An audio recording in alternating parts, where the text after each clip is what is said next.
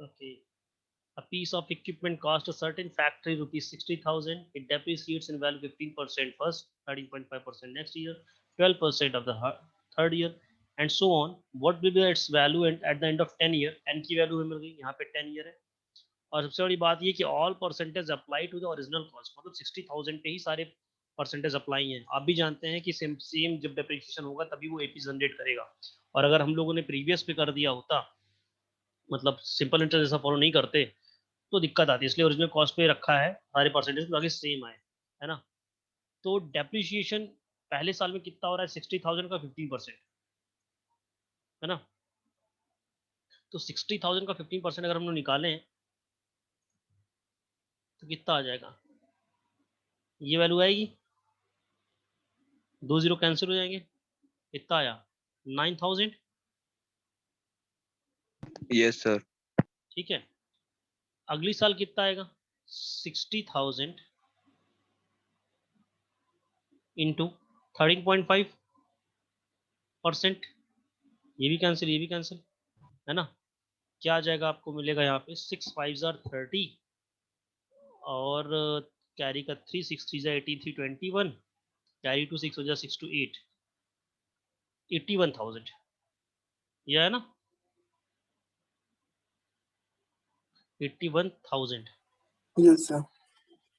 90,000 फिर 80,000, 15 56 90 और 2 जीरो, नहीं 9,000 ही होगा।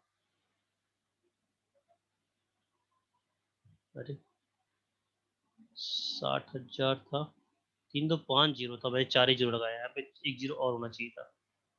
रुक जाए 1 मिनट, देखो यहाँ पे एक जीरो और, यस सर। यहाँ पे एक जीरो और था, तो 90,000 होगा।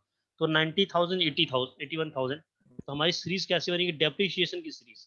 फर्स्ट ईयर का जो डेप्रिसिएशन होगा 90,000 होगा, फिर कितना होगा? 81,000 होगा, और ऐसे कितने साल तक चलेगा? यहाँ पे भी 40 है। हाँ क्या हो गया? सेकंड वाले में 40 है। हाँ हाँ, तभी तो 81,000 आया है। तो ठीक है, इस तरह यस सर। 15 टर्म्स चलेंगे। ठीक है, तो हम इनका एसएन निकाल लेते हैं। एसएन निकाल लें तो टोटल कितना डेप्रिसिएशन हुआ है वो पता लग जाएगा। टोटल कितना अमाउंट घटा? पहले साल 90,000 घटा, 15% घट गया, है ना। फिर 81,000 घटा,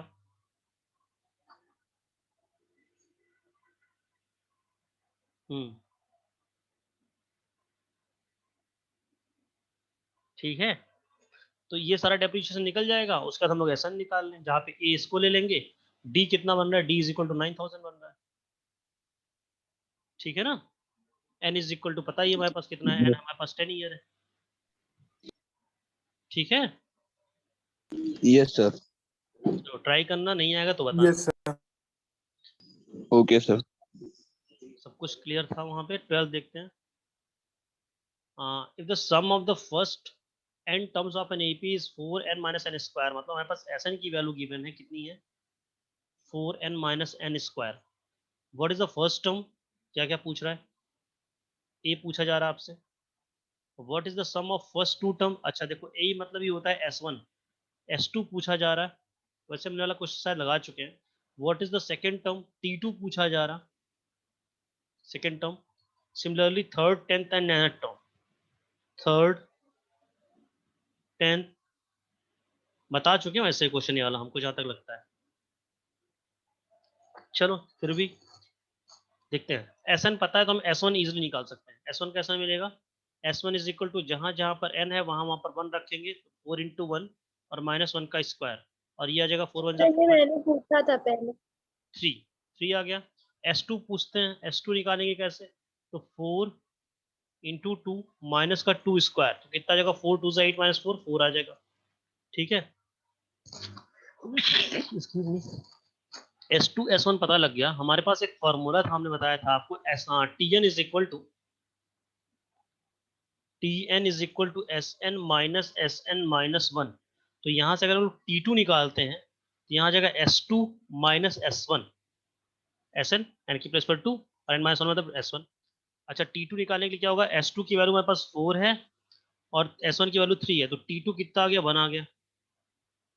S1 ये हमारे पास A था, A की वैल्यू आई थी 3, और T2 की वैल्यू सेकंड टर्म की वैल्यू आ गई 1, तो क्या यहाँ से आपको 3 फिर 1 सीरीज मिलना शुरू हो गई।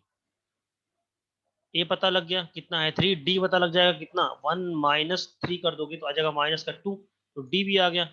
अब आपके पास ए और डी की वैल्यू आ गई, तब तो आपसे जो भी पूछा जाए आप निकाल सकते हो, T2 भी, T3 भी, T10 भी और SN भी। SN तो पहले से ही पता, TN पूछा था यहाँ पे, निकल जाएगा ना जी? Yes sir. ये क्वेश्चन बता चुके थे लेकिन कुछ याद है? ये देखो वही क्वेश्चन है फिर से। अच्छा, हमने 2 बार कॉपी कर लिया होगा।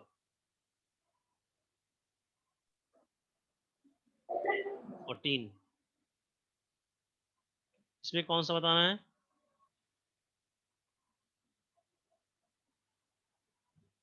बोलो। टिक तो 5 पे लगा हुआ है, कौन सा बताना है? सर 5 और 6, 5 और 6। 5 और 6। 5 और 6,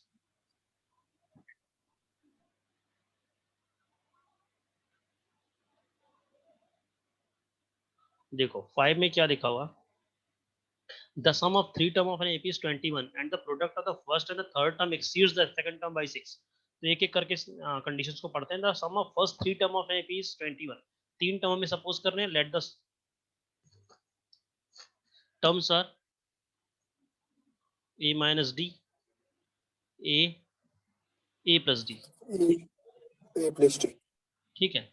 अब इन तीनों का सम दिया है, केस फर्स्ट जो दे रहा है, इन दोनों का तीनों का सम दिया 21, तो a minus d plus a और प्लस में a plus d is equal to 21। यहाँ से आपको डी डी कैंसिल होता हुआ दिख रहा है, 3a इज इक्वल टू 21 और a इज इक्वल टू 7, तो a की वैल्यू आ गई यहाँ से। अगली कंडीशन बोल रहा है and the product of the first and the third term, first term and third term मतलब a minus d into a plus d is equal to exceeds the second term by 6। Second term से 6 ज्यादा है, तो यहाँ पे क्या आ जाएगा a plus 6। Clear है बात? Yes sir. a की वैल्यू रख देते हैं यस 7 माइनस डी और 7 plus d is equal to 7 plus 6। ये कौन भाई 2 आ गया, अच्छा आयो जायसवाल। तो 7 7 जार 49 माइनस में d square is equal to 7 6 13। यहाँ से d square is equal to आ जाएगा 14 माइनस 9 माइनस 3 6 और 4 माइनस 1 3 36। तो डी इज इक्वल टू आ जाएगा प्लस माइनस का 6। डी भी पता लग गया, ए भी पता लग गया, वैल्यू रख देते हैं यहाँ पर कितना के चलेंगे, तो प्लस 6 के साथ और ए के साथ 7, तो 7 माइनस 6 हो गया हमारे पास 1 और ए तो 7 था ही, और 7 प्लस 6 हो गया 13। माइनस 6 के साथ लेके चलते हैं तो क्या आ जाएगी, और जब और लगाते हैं माइनस 6 लिया हमने, तो ए है 7 माइनस माइनस 6, तो 7 प्लस 6 13 और ये हो जाएगा 7 और ये हो जाएगा 1। बात वही है, 13 7 1 या 1 7 13 दोनों ही सीरीज में आ जा रहा है, ठीक है। Yes sir. Yes sir. Sir जिनको कोई डाउट कोई प्रॉब्लम होगी वो रिकॉर्डिंग देख सकते हैं, रिकॉर्डिंग डाल देता हूं मैं हर दिन। 6, find the 4 terms numbers in AP. हमने पहले बताया आपको 4 नंबर एपी में जब सपोज करने हैं तो कैसे करते हैं, a minus 3d, a minus d, a plus d और a plus 3d। Let these are the 4 terms they are in AP. Plus 3D। हाँ प्लस 3d तो लगाया है। Whose sum is 50। अब इनका सम 50 दिया है, तो पहली कंडीशन क्या हमारे पास है कि इन सबका सम 50 है। a माइनस 3d प्लस में a माइनस d, फिर a प्लस d, यहाँ भी जो प्लस साइन, यहाँ भी प्लस में a plus 3d and that is equal to 50। देखो 3d से 3d कैंसिल, d से d कैंसिल, यहाँ पे आपको मिलेगा 4a इज इक्वल टू 50 और a इज इक्वल टू 25/2। समझ में आ गया सबको? Yes sir. ठीक है। अब कह रहा है in which greatest number is 4 times the least. Greatest number is 4 times the least. तो ग्रेटेस्ट नंबर कौन है, a प्लस 3d है, तो a plus 3d is equal to 4 times least कौन सा, a माइनस 3d। ठीक है, यहाँ पे हम लोग वैल्यू रख लेते हैं, तो 25/2 प्लस में 3d इज इक्वल टू 4 और 25/2 माइनस में 3d। क्लियर है बात? सॉल्व करके डी की वैल्यू निकाल लोगे? Yes, sir. उम्मीद है कि आप लोग यहाँ से डी की वैल्यू निकाल लेंगे, और जब डी आ जाएगा तो ए भी आ गया, a minus three D, A minus D, a plus d, a plus three D निकाल लेना, वो आपका आंसर हो जाएगा। समझ गए? Yes, sir. Yes sir. Yes, sir. Sir arithmetic mean क्या होता है? कौन पूछा? अंजलि। अंजलि कल क्लास में नहीं थी क्या? Yes sir. No sir. क्यों बेटा? रिकॉर्डिंग भी इसलिए नहीं देखा तुमने। रेगुलर क्लास को अटेंड करो, नहीं अटेंड कर पाती तो रिकॉर्डिंग देखो। कल ही मैंने अर्थमेटिक मीन बताया है ना, कि अगर ए बी सी तीन टर्म एपी में है तो अर्थमेटिक मीन कैसे निकालते हैं हम लोग? एवरेज निकालते हैं, है ना। अर्थमेटिक मीन क्या होता है? Mean term. जैसे अगर हम लोग बोले 2 4 6 ये तीन नंबर है तो इनका एवरेज कैसे निकालोगे, मीन कैसे निकालोगे? सम ऑफ द ऑब्जर्वेशन, मतलब 6 4 10 2 12 divide by number of observation. क्या आ गया? 3 4 10, है ना। तो इसको हम ऐसे भी लिख सकते थे कि अगर हम ये भी करते कि इन दोनों को सम करके 2 से डिवाइड करते, तब भी 4 ही आता, 6 to 8/2, क्योंकि ये एपी में है। तो जब भी कोई नंबर एपी में होता है तो उसका अर्थमेटिक मीन जो होता है, एवरेज वैल्यू जो होती है, वो होती है एक्सट्रीम टर्म का sum divide by 2 is equal to value b आती है, मतलब b is equal to a plus c by 2, जहाँ पे बी को हम लोग बोलते हैं अर्थमेटिक मीन। समझ गई? Yes sir. जो लोग की क्लास मिस हो जाती है, वीडियो तो देख लिया करो, कम से कम रिकॉर्डिंग, चाहे फास्ट फॉरवर्ड करके देख लिया करो, कुछ भी करके देख लिया करो, लेकिन देख लिया करो, क्या पता कोई इंपॉर्टेंट बात बताई गई हो। चलो, which term of an AP, इसमें कौन सा बताना है बेटा? किसका क्वेश्चन है ये? हमको जहां तक लग रहा है फोर्थ ही बताना होगा। First का fourth. हाँ ठीक, वही है। Yes, sir. Fourth.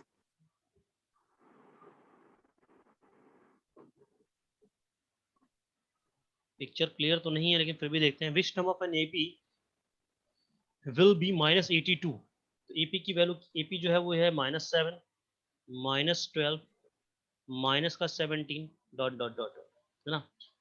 अब इसमें पूछ रहा है आपके पास कौन सा टर्म -82 होगा, तो let the term will be nth term, तो tn is equal to -82। For that we have to find the value of n की वैल्यू फाइंड करनी है।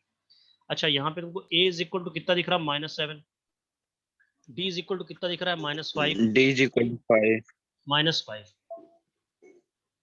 है ना। ठीक है, तो अब 82 की वैल्यू निकाल लेते हैं।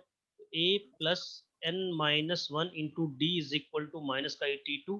a की वैल्यू रखी हमने -7 प्लस n-1, d की वैल्यू मैंने रख दी कितनी है? -5, और इज इक्वल टू -82। तो यहाँ पे 7 को उस साइड ट्रांसफर किया तो -82 प्लस 7 कितना हो गया? 75 माइनस में। -75.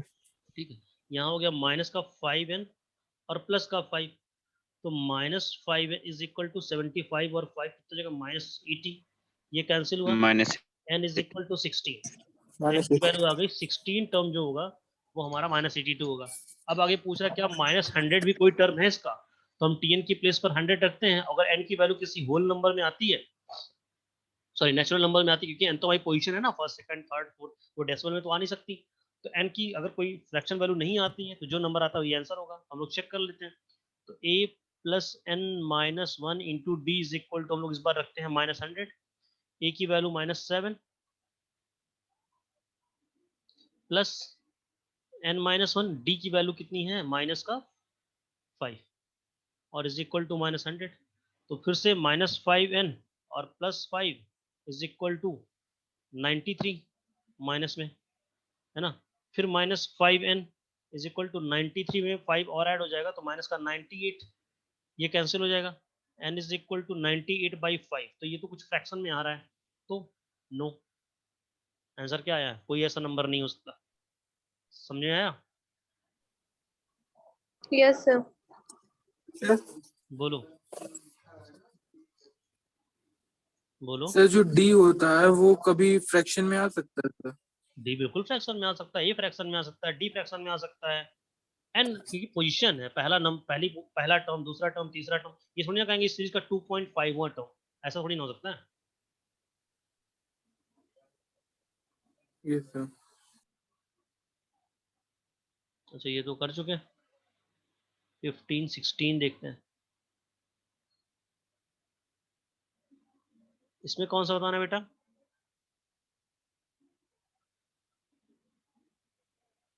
जिसपे सर टिक 21 और 24।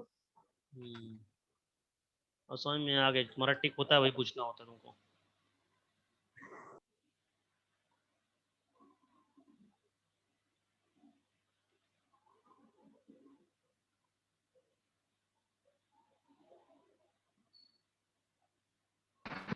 चलो इसमें पूछ रहा है, म्यूट कर लो साबिया। Which term of the AP is 3 10 17 will be 84 more than its 23 term? कह रहा है कौन सा ऐसा टर्म होगा जो 13 टर्म से 84 ज्यादा होगा। Late the term is nth term. तो मान लिया मैंने वो tn है जो 13 टर्म से कितना ज्यादा है, 84 ज्यादा है। अब इसी स्टेटमेंट को हमें सॉल्व करना है जहां पर हमारे पास a की वैल्यू है 3 और d की वैल्यू कितनी है, a की वैल्यू हमारे पास मिली है 3 और d की वैल्यू है 7। ठीक है, तो यहाँ पे रख लेते हैं। तो a plus n minus 1 into D is equal to a plus 12d plus 84। a की वैल्यू कितनी है 3 प्लस n माइनस 1, d की वैल्यू है 7 is equal to 3 plus 12। Mute करो बेटा साव्या, साव्या म्यूट करो। तो 3 plus 7n minus 7 is equal to 3 plus 84 और प्लस 84।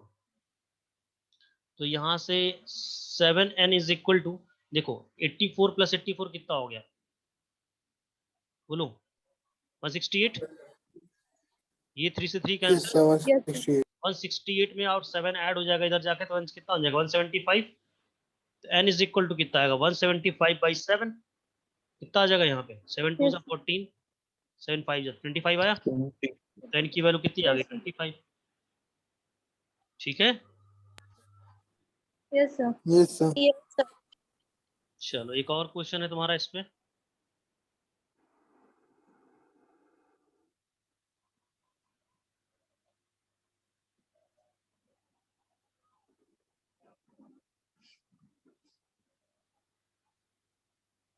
लिखा हुआ है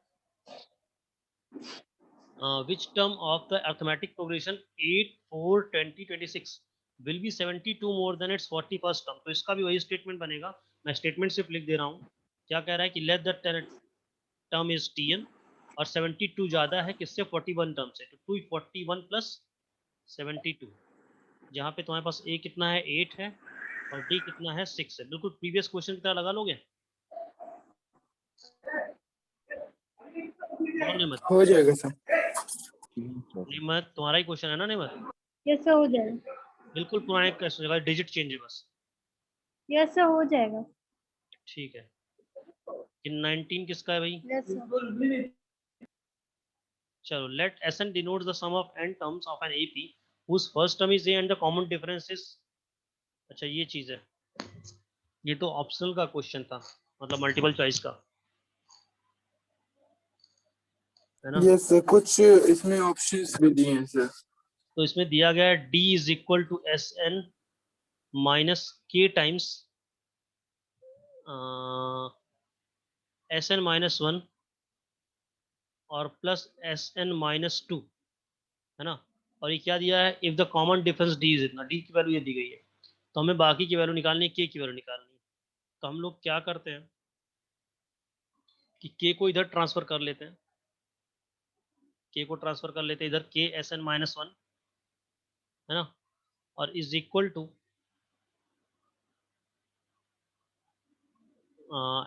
Sn plus Sn minus 2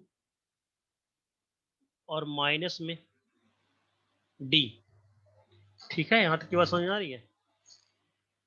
Yes, sir. Sir. तो अब हम लोग लिखेंगे इसको Sn और प्लस में Sn माइनस 2 माइनस d को हम लोग क्या लिख सकते हैं, d को हम लोग लिख सकते हैं tn माइनस 1 लिख सकते हैं। Yes, sir. तो यहाँ आया Sn plus S N minus two, इसको माइनस रहने दो, टी एन को फिर से क्या लिख, सर इसको हाँ कैसे क्या बेटा, करते हैं? T N minus one D को तो कैसे लिख सकते डी हैं? का माइनस फॉर्मूला वन होता है, लिखा है ये को। डी का फॉर्मूला होता है टी एन माइनस अगर हम लोग 2 4 6 लिख रहे हैं, 6 में से 4 को माइनस करते हैं 2 ही तो आता है, वही तो कॉमन डिफरेंस है। तो थर्ड टर्म में से सेकंड टर्म को माइनस किया, nth टर्म में से पहले इसकी पोजीशन में पहले टर्म को माइनस किया, है ना, फॉर्मूला है ये। Yes sir, yes sir. अब यस सर। टीएन की प्लेस पे फिर से हम लोग लिख सकते हैं एस एन माइनस वन, लिख सकते हैं, यस सर। Yes, sir. और माइनस टीएन माइनस वन की प्लेस पर लिख सकते हैं S N minus one minus S N minus two, ऐसा लिख सकते हैं। बिल्कुल सेम फॉर्मूले का यूज करते हुए, यहाँ पे एन की वैल्यू माइनस वन थी तो मैंने एन माइनस वन रखा, उससे एक कम एन माइनस टू आया। क्यों समझ रहे हो? Yes sir. अब हम लोग ब्रैकेट को ओपन करते हैं, S N plus S N minus two, minus को भी रहने दो, यहाँ पे लिखा S N minus S N minus one, minus गया यहाँ पे minus S N minus one, और प्लस हो गया एस एन माइनस टू। कोई दिक्कत इसमें? नहीं। No no sir. सर। फिर हमने लिखा S N plus S N minus two, अब माइनस अंदर मल्टीप्लाई हुआ तो एस एन प्लस में S N minus one plus में एस एन माइनस वन और माइनस में एस एन माइनस टू, और यहाँ पे हमारे पास है K times S N minus one. Sir हाँ बोलो। तो यहाँ पे आपने प्लस साइन नहीं लगाया है। कहाँ पे? यहाँ पे। Yes sir. अब ठीक है ना सब? Yes sir. तो एस एन से एस एन कैंसिल हो जाएगा, yes sir. S N minus two से S N minus two cancel हो जाएगा। Yes sir. अब आगे मैं यहाँ पे सॉल्व कर रहा हूँ, यहाँ पे हो गया के times S N minus one is equal to यहाँ पे 2 times S N minus one हुआ।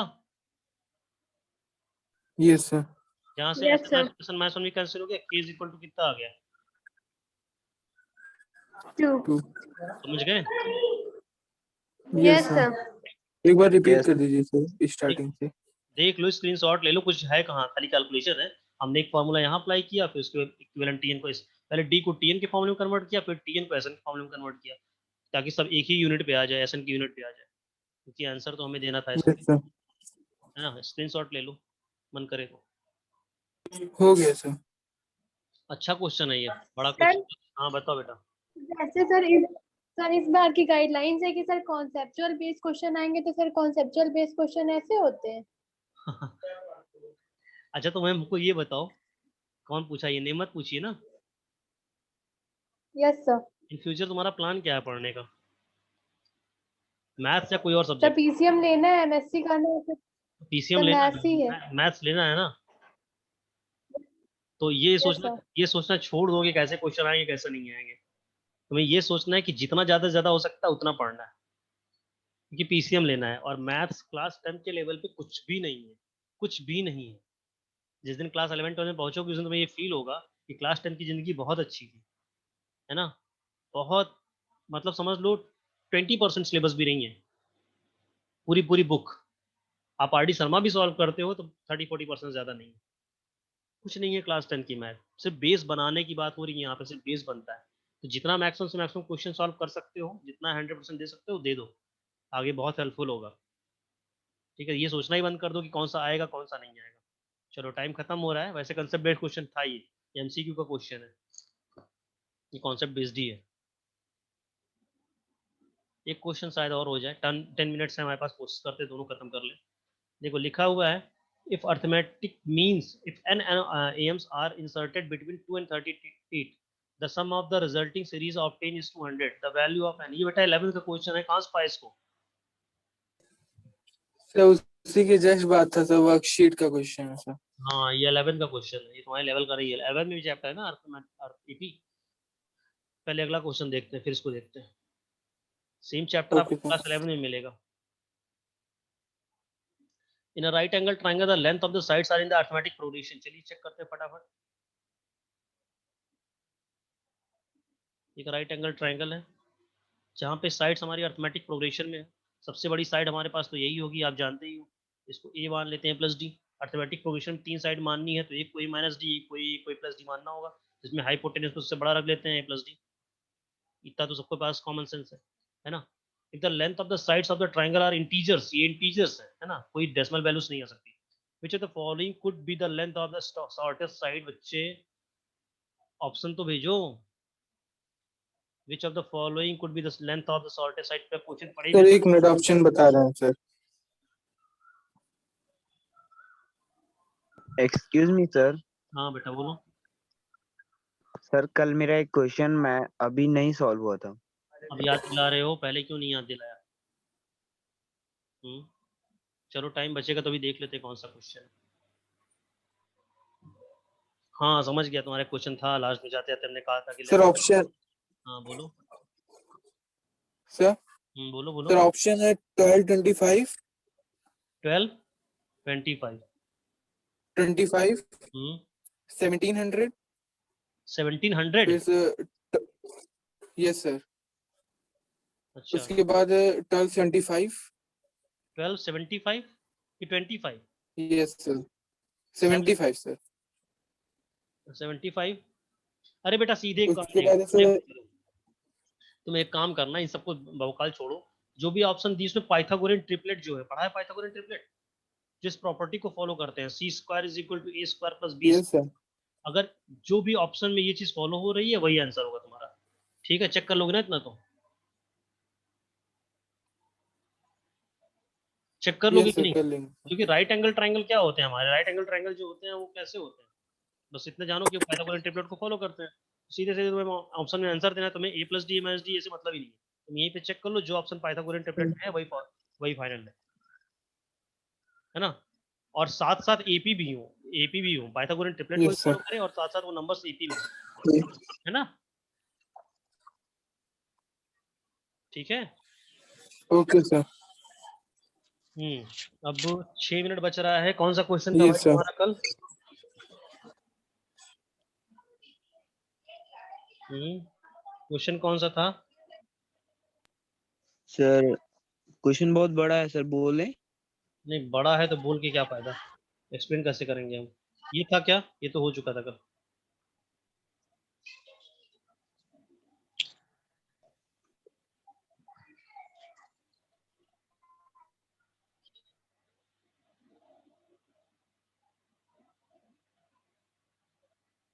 यस सर, लास्ट वाला यही.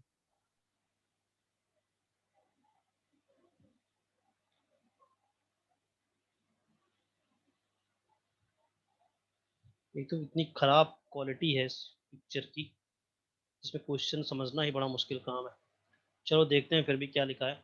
The students of school decided to beautify the school on the annual day of the fixing colorful on the street passes of the school. They have 27 flags to be fixed at the intervals of every 2 meters. The flags are stored in the position of the middle most flag. एक middle most flag है मान लिया ये हमारे पास. इसी के आसपास सारे फ्लैग इकट्ठे हैं और कितने फ्लैग हैं? 27 फ्लैग पोस्ट करने हैं. ये मिडिल मोस्ट फ्लैग है, मतलब इसके इधर कितने फ्लैग होंगे? 13 फ्लैग इधर होंगे और 13 फ्लैग इधर होंगे और इसको मिला के 27 हो जाएंगे. और हर एक फ्लैग के बीच का डिफरेंस कितनी है? 2 मीटर. समझ रहे हो बात को? यहाँ तक की बात समझे? Yes sir. Yes, sir. Ruchi was given the responsibility of placing the flags. Ruchi kept her books where the flags were stored. यहाँ से उसने है ना, म्यूट कर लो. She could carry on one flag at a time. वो क्या करती है? एक फ्लैग यहाँ से उठाती है, जाती है, लगाती है, फिर वापस आती है. ठीक है, फिर जाती है, लगाती है, फिर वापस आती है. ऐसे कर रही है. मतलब एक फ्लैग के लिए उसे कितनी डिस्टेंस चलनी पड़ रही है? Double times. एक बार जाना एक बार आना है कि नहीं? Yes sir. Yes, sir. ठीक है, at a time. How much distance did she cover in completing this job and returning back to the collect her books? What is the maximum distance she traveled carrying a flag? अब पूछा जा रहा है कि पहली बात तो कि कितनी डिस्टेंस उसे चलनी पड़ी. तो हम क्या करें, यहाँ तक की जितनी डिस्टेंस उसको निकाल लें, यहाँ तक की जितनी डिस्टेंस उसको निकाल लें और सम कर दें, है ना. तो पहले के फ्लैग के लिए कितनी डिस्टेंस है? 2 मीटर. अगले के लिए कितनी है? 4 मीटर. अगले के लिए कितनी है? 6 मीटर. और ऐसे ऐसे करते करते कितने टर्म्स है? 13 टर्म्स एक साइड में. एक बार ये सिर्फ जाने का है, आने के लिए 2 से मल्टीप्लाई करना पड़ेगा. Yes sir. ठीक है, और फिर सेम चीज जितना जितना हमारे पास ये पूरा पैकेज हुआ, सेम चीज इधर भी करनी पड़ी, तो एक बार और पूरे को 2 से मल्टीप्लाई करना पड़ेगा, है ना. Yes sir. इसको सॉल्व कर सकते हो? Yes sir. ये तुम्हारा आंसर हो जाएगा। और मैक्सिमम डिस्टेंस की जहां तक बात है तो T13 निकाल लेना।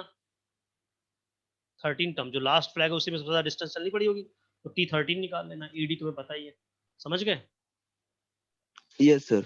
Yes sir. ट्राई करना, नहीं आएगा तो बताना हमको। चलो अब आज के लिए इतना ही रखते हैं, और हमको लगता है कि इस वीक से ज़्यादा हम लोग एपी को खींचेंगे नहीं, तो आपके सारे क्वेश्चन मैं सॉल्व भी कर दे रहा हूँ। जो भी क्वेश्चन सब आपके पास और बचे हों कल तक कर लो, एक दिन और की क्लास है। और होमवर्क जिस तरह से अब देखा जा रहा है कि वर्क क्लासरूम पे चल रही है, तो अपनी फेयर कॉपी का लास्ट पेज पोस्ट भी कर देना जैसा कि दिखाया गया है ना वहाँ पे। सर 2 दिन का टाइम मिल रहा है ना एक होमवर्क को करने के लिए? हाँ, तो आज मैं भी होमवर्क वहाँ पे डाल देता हूँ। होमवर्क यही होगा कि कंप्लीट द कॉपी, है ना, अगले 2 दिन में, ठीक है? मतलब सर 5 तक पूरा कंप्लीट होना चाहिए हाँ, 5th। 5 तक होना चाहिए, ठीक है? Okay sir. Okay sir.